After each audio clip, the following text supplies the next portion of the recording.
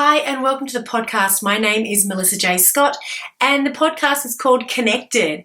And today is a really great topic and I think it's really relevant to a lot of business owners because I'm a marketer and I work with a lot of people on their photography and their videography and their marketing strategies and, what they do behind the scenes of their business. And one of the first questions I always ask them is, what do you want out of this session? Or what do you want to try and project? What is your brand? Who are you? What do you stand for? What is your purpose?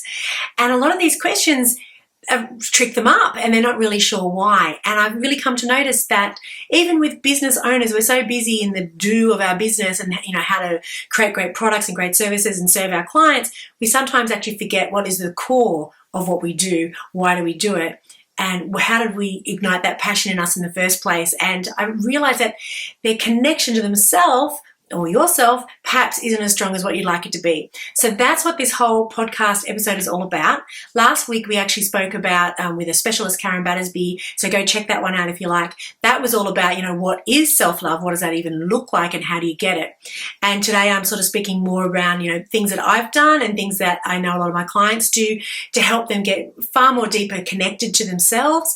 And once you're connected to yourself, everything improves in your life, the way you run your business, the way you run your social media, the way that you run everything about your life, the way you run your family. So that's what this session is all about, and I hope you really enjoy. I've got 9 tips that I want to share with you, so stay tuned.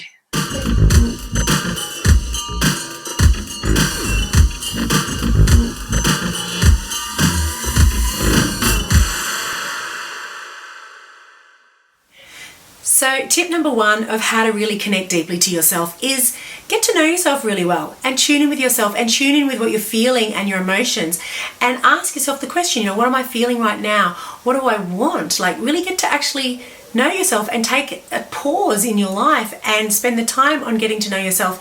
And in particular, understanding the emotions that you are running, because quite often we do them subconsciously.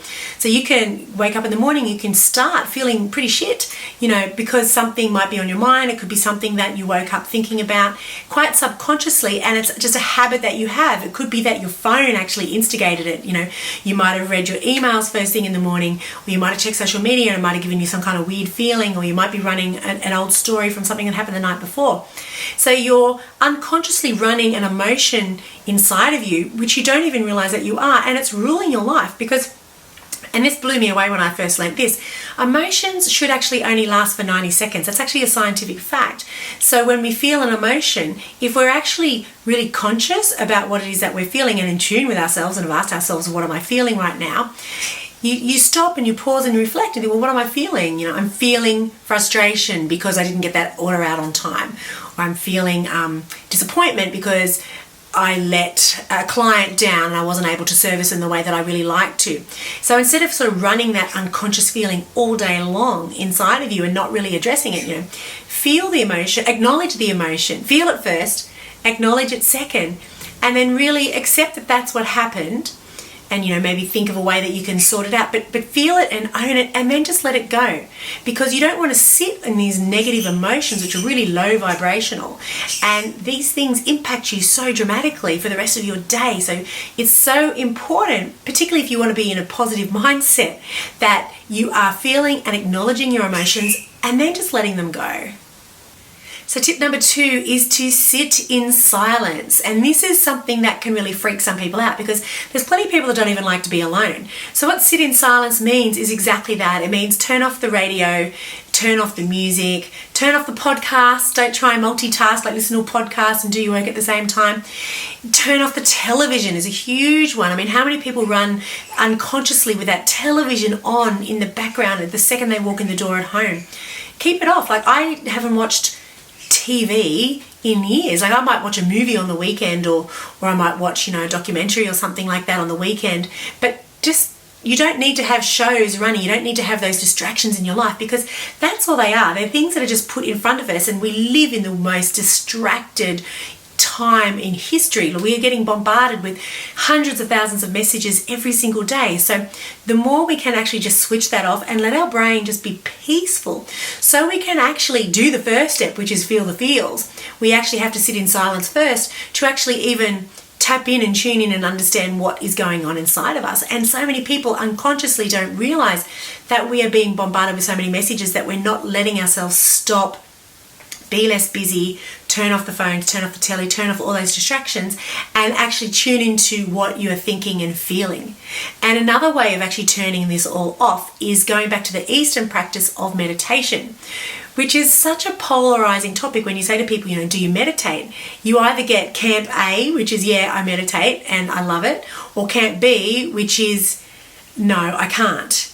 And everyone can meditate. It just means sitting in silence. It could be just for 5 minutes. There's no perfect way to meditate. It could just mean going for a quiet walk. Because I used to run for years and years and years, and I didn't. And one of the reasons why I ran was because it was the only time of my life. It was a really traumatic time of my life, and it was the only time in my day where I actually just had single, clear, clean thoughts. And I described that to a meditation teacher years later, and they said, well, you're actually meditating. That practice of running for me was meditative. So some people think they have to, just sit in the position with their legs up, crossed up over themselves and, and, go all deep and serene. You don't have to. You can literally just sit in your car for 5 minutes before you switch on the ignition and just center yourself and sit there and close your eyes peacefully and just take stock and sit and relax and be peaceful and just let your mind calm, because we need to slow our brains down. We have these big, beautiful brains, and they're thinking at 1,000,000 miles an hour. They're problem solving, particularly if you're a business owner.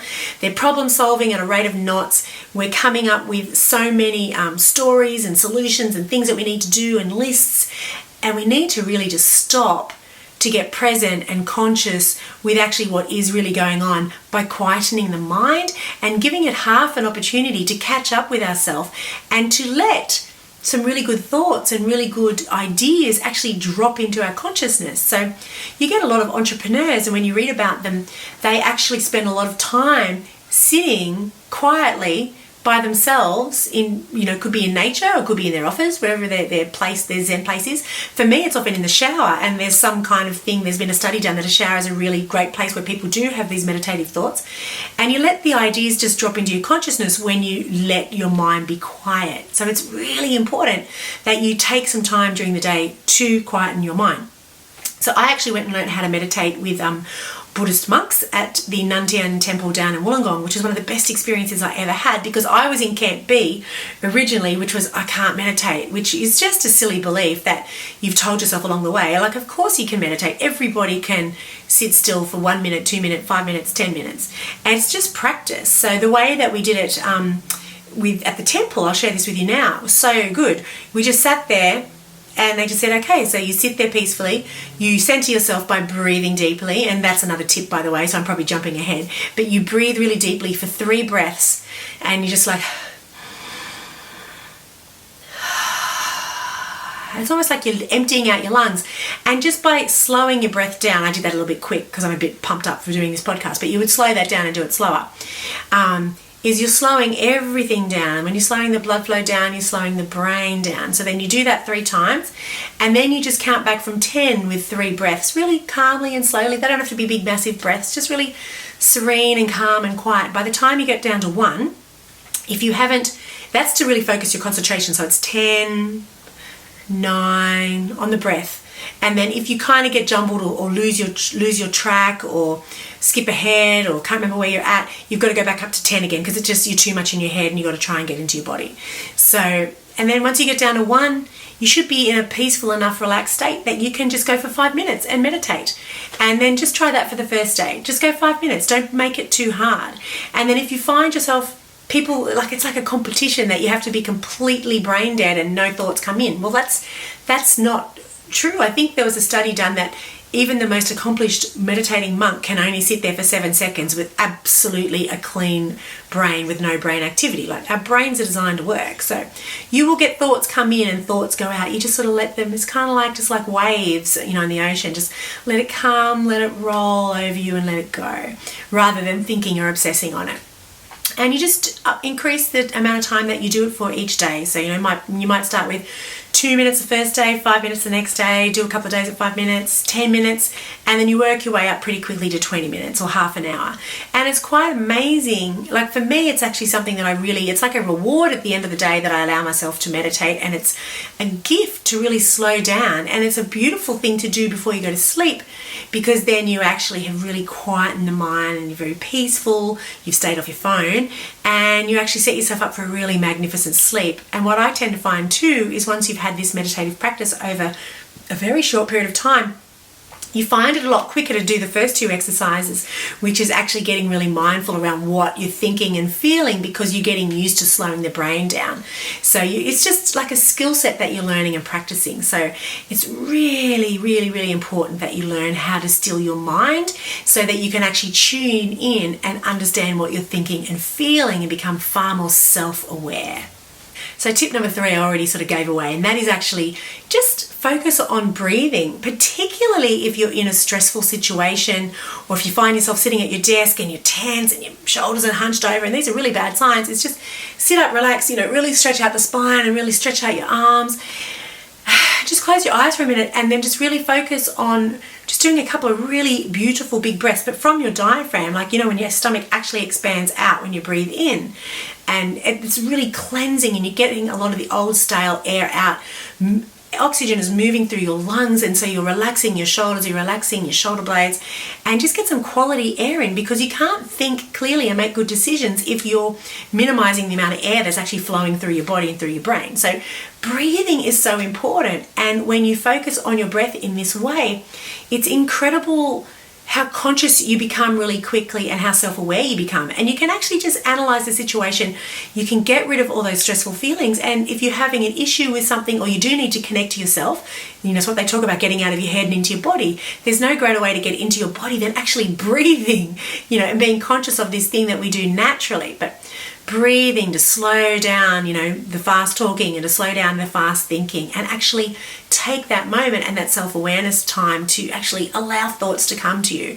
You might actually do some really great problem solving if you do that. And that's all about connecting to yourself, is about listening to your intuition and really understanding and processing what you probably already know the answer to, rather than getting frantic and manic and panicking and going into a story about, oh my God, this always happens to me, I can't believe this is happening, and I'm feeling this and I'm feeling that, and they suck, and you get really frantic. It's just focus on the breath and see what happens after that.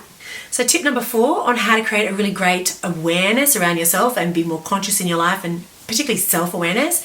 This is probably my favorite thing, and I try to do it every day, and that is journaling. You would have probably heard me talk about that before.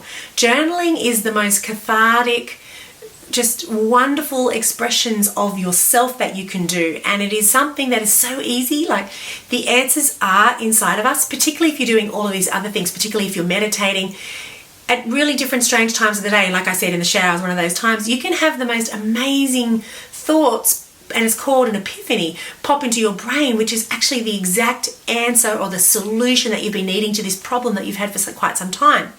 And another way to get to that problem is actually, even understanding what the problem is so you can come up with a solution, is by journaling. So the way you journal is you just get a notebook just like this, and there's people that do it first thing in the morning, and I actually quite like doing it first thing in the morning, because you come out of that sleep state, and you're half asleep and half awake, and you've had all night to sort of ruminate on whatever it is that you were thinking about from the day before. You might actually, I wish I could explain it to you, but Dr. Joe Dispenza explains it beautifully, the different phases of your brain.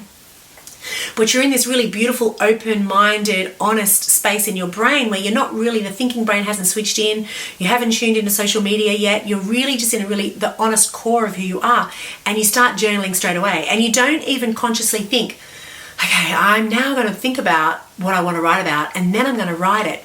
Because that's when you're in your head. You want to be in your body, and the writing is just an extension of your intuition and what you're feeling rather than what you're thinking, because that's when the truth just pours out of you. And I've had some pretty life-changing discoveries, when I've been journaling this way. So first thing in the morning, when you have a really clear, open, unpolluted mind. So that's one technique. Another technique is to actually meditate first, and at the beginning of the meditation you can actually ask yourself, if you've got a burning question or solution that you need to come up with, ask yourself what the question is first, then let it go. And there's a practice we did actually at the temple where we did this 3 times, where we really focused on what that question was. So we asked ourselves the question first, then they actually played the Tibetan bowl, that has that beautiful sound, that beautiful humming sound. And you're supposed to empty the mind, don't think of anything. And then when the sound ended, ask yourself the question again, just in your mind. Then you do the humming sound again, and ask yourself the question the 3rd time. And then you can either meditate on it and then start writing, or you just start writing. And so often the truth really comes out then too. And it can come out if you're just doing it from a like the real subconscious place where you're not, don't worry about being neat handwriting. Don't worry about spelling mistakes. Write in shorthand if you've got some kind of shorthand that you do. Just get it out on paper. Get those words out of your head, out of your heart, and onto the paper. And it can be an incredibly uplifting experience. And another way too is that if you're having a difficulty expressing yourself with somebody, instead of reacting and picking up the phone and having a really angry conversation with them, perhaps, if you really want to tune in and connect with yourself and actually understand what's going on, rather than reacting all over the place and creating havoc in your life or business, sit down quietly, take yourself off somewhere, sit down and just write it all out. Get all the shit out, get all the stories out, get all the excuses out, and then just actually start again this free-flowing writing. And you'll be shocked what comes out, and you might actually be able to then summarize what the core points are, what the problems are, so that when you have this interaction with that person that's been frustrating you or creating some kind of difficulty, that you actually have a sincere conversation, and you've done all the stories, you've already written all that out. You might as well just burn that piece of paper, and you can actually get to the crux and the core of what the issue is.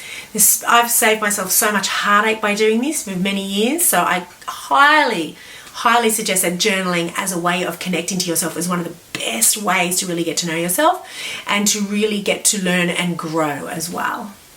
So the 5th tip I have for you about how to connect deeper with yourself is to create a really lovely morning ritual that is all about you, which is something that really feeds your soul, and it doesn't involve your mobile phone, it doesn't involve checking in with your emails or your social media or the world. It's really about just this deep connection to you and creating some kind of ritual around it that sets you up in a positive way.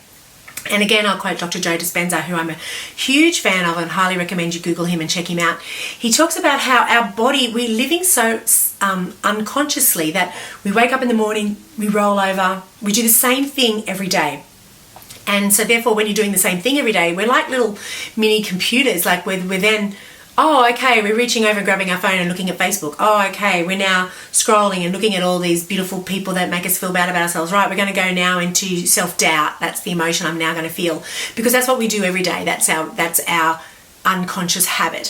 Whereas if we're like, right, you know what, I'm going to break this habit. I'm going to leave my phone out of the bedroom. I'm not even going to have it here. I'm going to get up in the morning and I'm going to have, I'm going to go for a walk out in nature, or you might do some yoga or some stretching, or you might read for 10 minutes, or you might journal for 10 minutes, and then you might have another practice where you actually have a really nice shower, and I don't know, you might do some other kind of practice that is really just beautiful for you. You might meditate. You might spend an hour of the morning doing these really beautiful connecting kind of exercises which makes you feel really good about yourself. You might make yourself an incredible breakfast. Take 20 minutes to make yourself up a beautiful bowl of muesli and nuts and grains and fruit and a fresh pressed juice or something, and make it really healthy and conscious, and just sit and eat that in silence and reflect and do gratitude and probably think about all the really great things that are really going on in your life. And what an amazing way to start the day, rather than like trying to dragging your ass out of bed and checking social media, or just falling into the shower and getting dressed and rushing.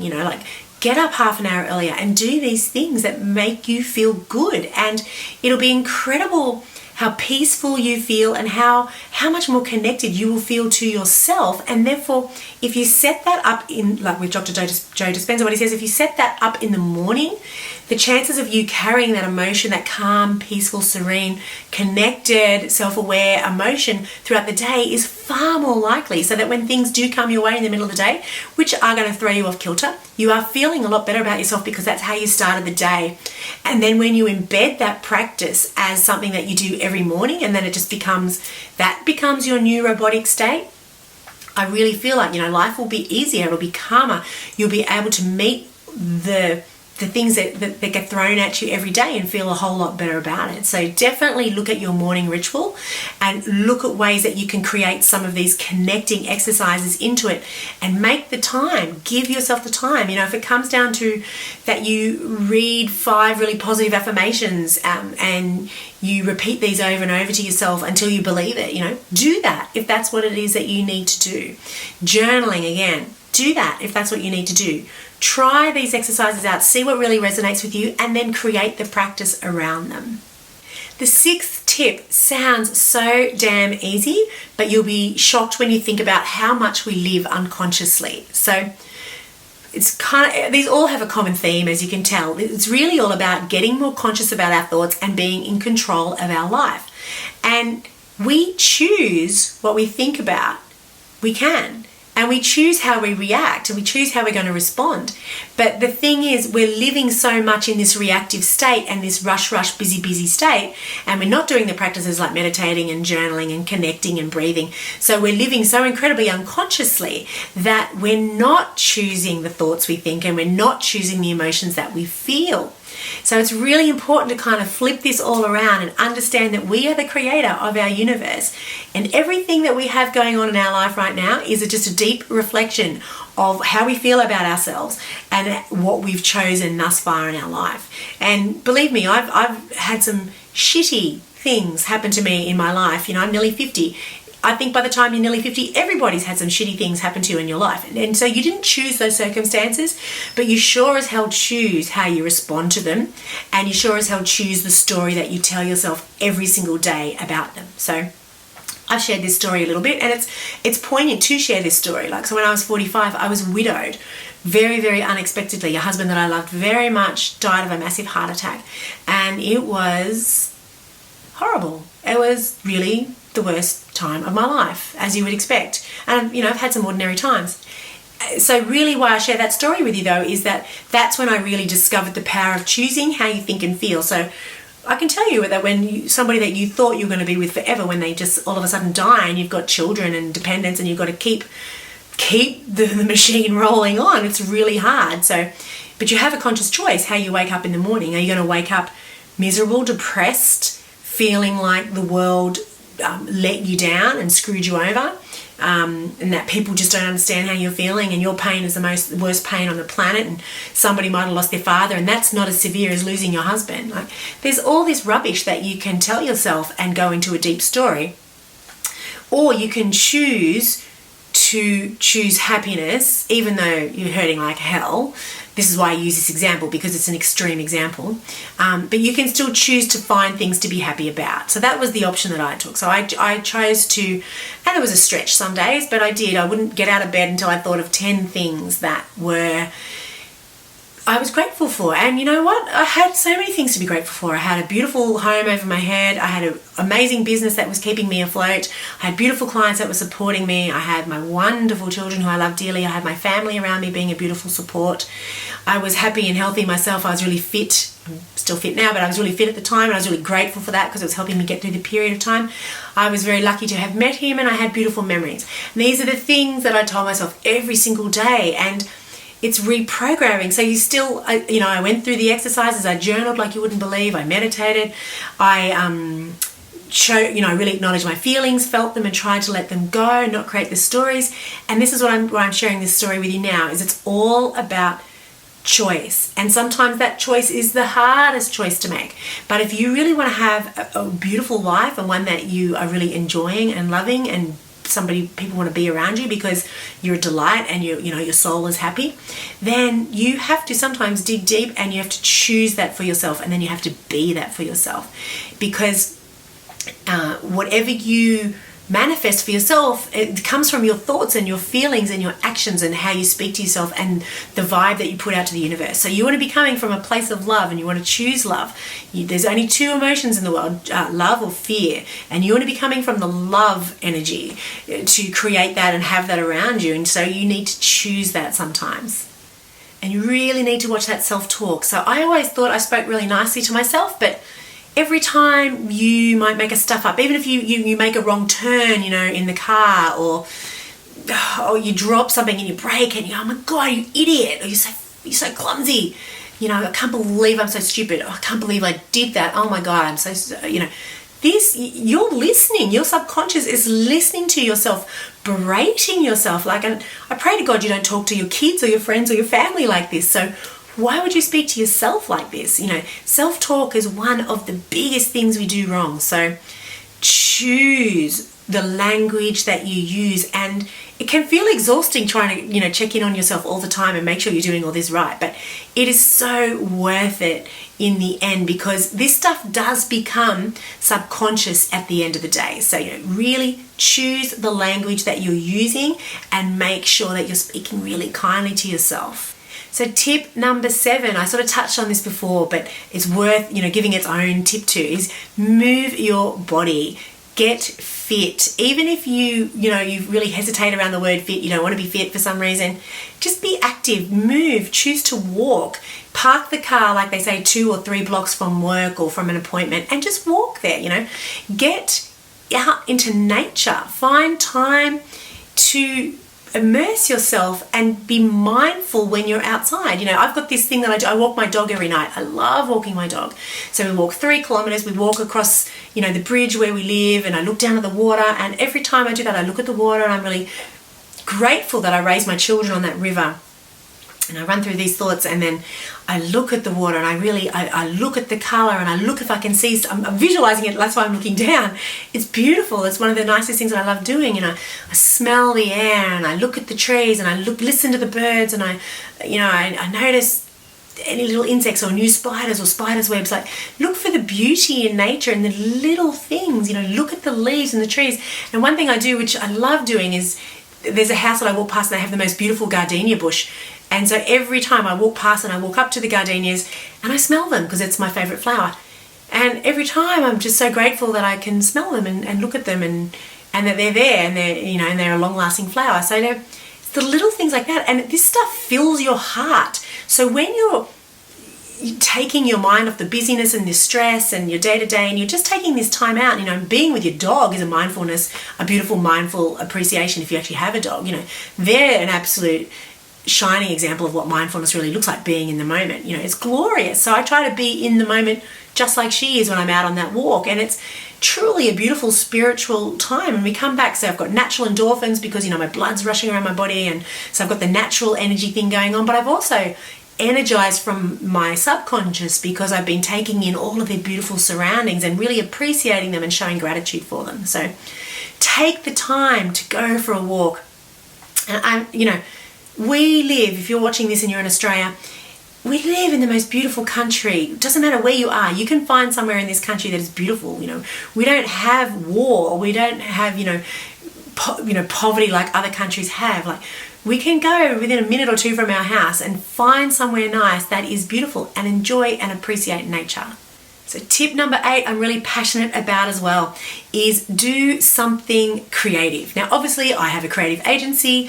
I'm a very creative person.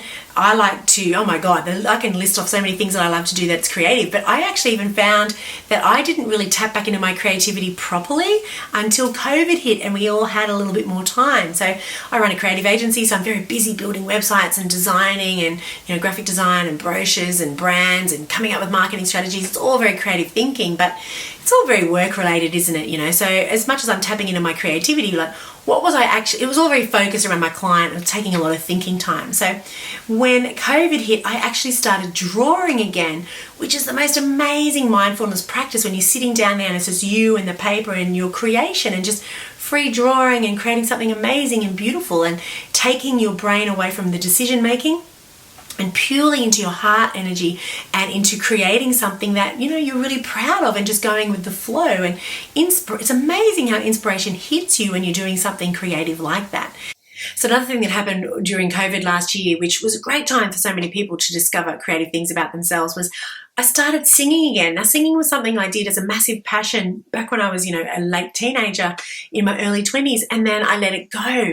So 30 years later, literally, I rediscovered it. And, with my partner at the time, we were writing songs, and I was doing lyric writing and writing melodies and creating entire beautiful songs together and an album, and put all that together in video clips. And it was just an amazing creative outlet. And I really can't explain to you just how much that creative outlet really helped me understand who I am and get to the core of my essence, and that expression that we have, that self-expression of who we are and what lights us up. When you're creating music or a piece of art, that is an incredible way to really tap in and tune into and connect with who you really are. So the beautiful thing about creativity is that we really access our beliefs, our thoughts, and our feelings all at the same time. So there's no other way to connect to your soul and to yourself than by being like that. It's completely freeing and it's really liberating. So I would just love to see you walk away from this and find one thing that you can be creative at. And a lot of people say, I don't have a creative brain in my body, but it's not true. You cooking or gardening or even, arranging items and things in your house, going through your wardrobe and being creative with what you wear. There's so many ways that you can find a creative way to express yourself and tune into that side of your brain. It is the ultimate in problem solving, but it's also the ultimate in mindfulness and taking yourself away from your busy thinking brain and into your heart space and actually creating something from scratch. It's so liberating and freeing to do something and to be proud of what you've done. So it's a really wonderful way to access your connection to yourself. Some people even say that creativity is the path to our authenticity, because we've created something from the very beginning and come up with something which is 100% ours. It can't be copied. It could never be ever duplicated ever again, essentially as it is, because it is your creation. So what an authentic, freeing thing to do is to do something creative.